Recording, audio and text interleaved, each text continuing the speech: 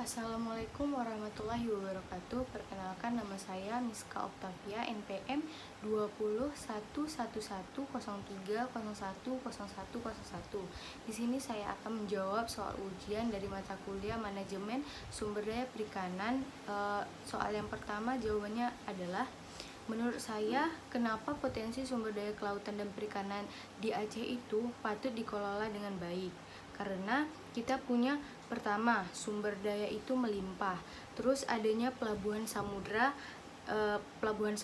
Dari situ kita bisa melihat potensi ekonomi yang tinggi, dimana dari politik hasil tangkapan itu kita bisa menambahkan devisa negara. Dan dari segi sosialnya, kita bisa membuat nelayan itu sejahtera. Kalau kita mengelola hasil laut di Aceh ini dengan baik, kita bisa mensejahterakan para nelayan yang ada di Aceh saat ini.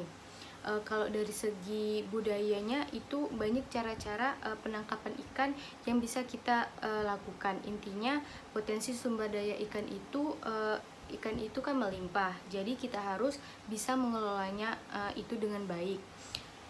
Soal yang nomor 2 itu adalah faktor-faktor apa yang perlu diperhitungkan untuk menghasilkan data perikanan yang akurat dan objektif. Di sini saya akan menjawabnya, yaitu kegiatan produksi merupakan proses perubahan input menjadi output. Kegiatan produksi ini pada unit penangkapan ikan merupakan suatu proses pengubahan input-output yang berupa faktor-faktor produksi. Untuk menghasilkan output berupa hasil tangkapan, jadi faktor produksi yang dapat mempengaruhi hasil tangkapan menggunakan faktor input guna menghasilkan output yang optimal. Yang ketiga itu soalnya faktor penyebab berpotensi kurang berhasilnya beberapa program pemberdayaan masyarakat perikanan. Jawaban saya adalah faktor penyebab kegagalan program pemberdayaan masyarakat perikanan. Yang pertama itu adalah rendahnya kinerja petugas lapangan. Hal ini menjadi faktor utama yang menyebabkan kegagalan suatu program, karena fungsi dari petugas lapangan atau fasilitator adalah untuk mengawasi, mengambil keputusan, mendampingi dan membantu masyarakat dalam mengambil keputusan saat sedang menjalankan suatu program pemberdayaan. Yang kedua itu cenderung memilih lokasi yang tingkat keberhasilannya tinggi, sehingga penyebab pada pemilihan lokasi itu salah. Yang ketiga, kurangnya bantuan fasilitas dari pemerintah.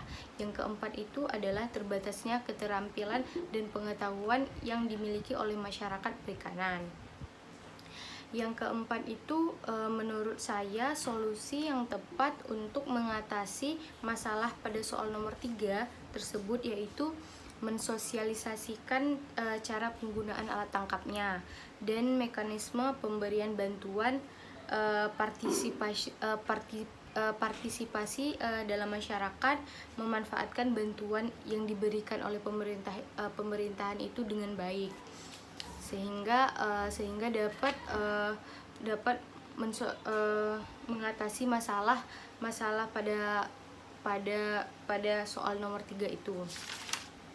Yang kelima itu adalah peran yang dapat diambil pemuda sebagai bagian upaya pengelolaan sumber daya perikanan, yaitu pemuda sebagai penyampai kebijakan pemerintah kepada masyarakat nelayan. Yang kedua itu pemuda menjadi penyampai aspirasi nelayan kepada pemerintah. Yang ketiga itu pemuda harus terus berinovasi atau berkreasi menciptakan produksi dari hasil tangkapan yang bernilai ekonomis yang berasal dari laut, serta inspiratif dalam gagasan untuk pengelolaan kelautan yang lebih baik.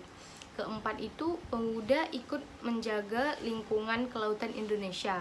Upaya menjaga lingkungan ini dapat dilakukan dengan memberikan sosialisasi kepada masyarakat luas betapa pentingnya menjaga lingkungan laut, Sekian jawaban dari saya, lebih dan kurang saya mohon maaf. Assalamualaikum warahmatullahi wabarakatuh.